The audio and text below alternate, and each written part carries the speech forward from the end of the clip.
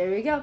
Hi, everybody. I'm Isabella Parra, and I'm your Miss Kankakee County's Outstanding Teen, and I work on veterans' mental health as my platform, and I'm lucky enough to introduce you guys to Steve Meyers. He's a veteran that had a plan to walk across America to raise awareness for veterans' PTSD, and unfortunately, due to the coronavirus, he had to stop his walk, and now he is in his garage, in his car, here talking to us, and we're going to interview him. I'm so excited. I just have some questions for you, Steve. It's kind of weird because he can't see me, so you guys can see him, but it'll work out. So I just have a couple questions for you about your journey, how it started. So the first question I have for you is just, what is your story, and how did you get started with this? I've got a real long story. I'm 44 years old, so instead of giving you my entire life story, I figured I could just tell you that I'm a veteran with PTSD, and I wanted to raise awareness. So I thought of the different ways that I can raise awareness, articles, videos, and at the same time, I was also walking a lot because my grandfather had died last year. Mm-hmm. And the reason why I bring up that is because my grandfather walked 10 miles or more a day up until the age of 100. And so when I was grieving, I was thinking about him, and I was walking, and I started out walking last year about 3 miles a day, and it ended up being 5 miles a day, and then 8 miles, all the way on up to Thanksgiving. I was doing 25 miles a day, and I started having these delusions of grandeur. I said, you know what? I think I might walk across the United States. So I paired those two things together, and that's how the walk began. Well, that answers one of my questions. I was going to ask you if you had to train for this, but that pretty much sums that up. That's cool. I wanted to ask you, what made you decide to serve? I was in the California Army National Guard while I was still a senior in high school. Oh, okay. I didn't have a lot of opportunities going for me. I lived in government low-income housing. My mom raised me, single mom. My dad wasn't in my life all that much. I know who my dad is. I have about as good a relationship as I can have with my dad at this point. But for the most part, I was off on my own, doing a lot of bad things. I was going nowhere fast, and I tell people I joined the military so I could have a place to live. Mm-hmm. Well, that's really cool. What treatment did you get for your PTSD? Because I know you had mentioned to me that several different treatments didn't work for you. It didn't connect with you. So could you tell us what you went through? Yeah, so, I think it's important to explain why I had multiple treatments. Mm-hmm. So in 2008, I had PTSD. There was a lot of stuff going on in my life, and I also had some anti-Islamic sentiments at that point in time. Mm-hmm. I felt that it was more palatable to talk to people about my anti-Islamic sentiments as opposed to PTSD, and I didn't know at the time that the reason for my request would be stripped away from my request and just forwarded to the first available counselor. Mm-hmm. And that happened to be a Muslim counselor. So here I was at that point in time, having anti-Islamic sentiments, wanting to be counseled, and I got paired with a Muslim counselor. So I felt betrayed. I walked away. I was still in the military, but I refused to get counseling until 2015 when my girlfriend was saying, hey, you know what? You're pretty scary at night. During the day, when you're awake, you're fine, but at nighttime, you're somebody else, and you need to get some help. So at that time, I was still in the military, and I did not want to go back to the military counselors because of what happened in 2008. Mm-hmm. I went outside the military channels to a vet center. Mm-hmm. It's kind of a special animal. It's not really Veterans Affairs, but I think it's funded by the Veterans Affairs. And I started to get treatment there. After a couple months, they said, you know what, you're in the military, you're active duty, you really need to go into the active duty system and get this documented through them, get treatment through them. So I started that process, and I was exiting the military at that time. Mm-hmm. So that entire process pretty much stopped for me, because I was in upstate New York, and then I moved to San Diego, California, which is where I'm from. Okay. And I was not getting treatment for about a year or so, and then I started to do some telehealth, and right now, I'm sure a lot of people understand what telehealth is, but back then nobody knew what the heck it was, and I was doing that, and I was starting to get treatment that way. So the treatment that I got started out with anger management therapy, and I started to get some behavioral cognitive therapy. I was offered EMDR, which is eye movement desensitization reprocessing, but I never went that route, and I never needed to do prolonged exposure. Wow. Okay. Thank you so much for sharing that with us.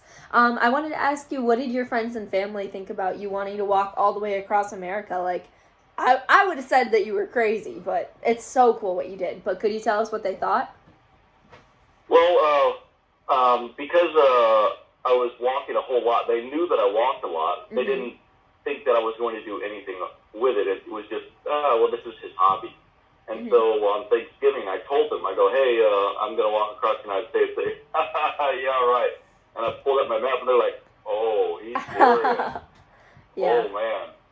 Because just like you, they were like, no, this is crazy. I don't believe it. He's just talking. Wow. I was serious. And yeah. so at first, people were very skeptical, and then they started to get on board with it. Well, that's very cool. Did you have to do any fundraising for this? Because I know you have to eat, obviously. You have to stay places. So how did you prepare financially for that? Well, I really didn't. So some people think that I've got some corporate sponsor. I don't have a corporate sponsor. This is all grassroots. So all of my clothing and everything, that was purchased by me. Wow. The meals and the lodging, that's all grassroots people along the way saying, hey, they'll stop me on the side of the road. Hey, I think what you're doing is great. Here's $5, or here's $10, and here, let me buy you a meal. Or, hey, let me put you up in the hotel tonight. Or, hey, you can stay at my house tonight. Wow. Yeah, so I don't have like some corporate sponsor. I'm not, fabulously wealthy. Yeah, sure, I retired from the military, and I've got a pension coming on in, so my bills are paid. But I don't know how your experience has been, but whenever I eat out, that costs a lot of money. And living in hotels, that costs a lot of money too. So you can pretty much figure $120 to $150 a day on the road expenses, and that's just walking, eating, and sleeping. Yeah. Yeah. So what was your main objective for the walk, and what did you really want to accomplish with this? So my main reason for the walk is to raise awareness for PTSD. And my overall objective, or my lofty goal, is I want to start a national conversation. There's a lot of people that suffer with PTSD, and they suffer in silence. They either feel that there is a stigma, or they're unable to overcome some of the legal hurdles or the financial implications that go along with this. And they just shy away from getting help, and unfortunately, some of them commit suicide as a result. So I wanted to kind of bring things to the forefront, let people know that there's other avenues out there, that there's hope. I talked with some people, and they pretty much had lost hope. I was talking with this one veteran in the state of Illinois, and he was explaining how he won't go to the Veterans Affairs, to the VA. And this man was a Vietnam veteran, and he was a POW, and he was tortured. And he's got issues. I didn't press him on why he wouldn't go to the VA. What I did was ask him what kind of treatment he's been getting. Now, this particular gentleman, he went to the only option he thought was available, and that he went to his church. Now, the church is great about a lot of things, but the church is not adequate for dealing with that kind of trauma. Yeah. It's just not. And luckily, I was able to pair him up with a nonprofit that was able to provide him counseling at no cost to him. And so, he automatically gets professional help, and someone else is paying the bill. And so things like that, I want people to know that those things are out there. Yeah. There's all kinds of programs, and unless you happen to get lucky by doing an internet search, you're not going to find these things unless someone tells you about them. Yeah, for sure. Wow, thank you for that. What did every day look like for you, like walking across the United States of America? So you might have a thought that says, oh, well, this is what his typical day is like. Mm-hmm. There was no typical day. If you want to dumb it down real simple, I'd wake up, I'd do some hygiene, I'd go for a walk, I'd finish the walk, and I'd go to bed. But there was a whole lot of things that were unscripted that you just can't plan for. Yeah, I bet. So, people stop me on the side of the road, or I'd do a talk at night, or I would get a call back or a message back from someone in the media. And so then whatever I was doing, I would needed to try and get this message out there, and so I would do an interview. And that's all things that I hadn't already had scheduled. Yeah. I would do a talk, and someone would say, hey, can you talk to my husband tomorrow morning? And what am I going to say? No, I got to keep my schedule. I got to keep walking. That's what I'm kind of about. I'm about helping people. So yeah. You don't know when these things are going to pop up. You don't know when someone's going to drop a big bomb on you. I was talking with this one lady, and she told me a horrific tale of her getting raped, her children getting killed, and it was one that you're not ready for that when you wake up that morning. You don't know that you're going to have that information shared with you. Yeah. Yeah, wow. Did you miss home at all?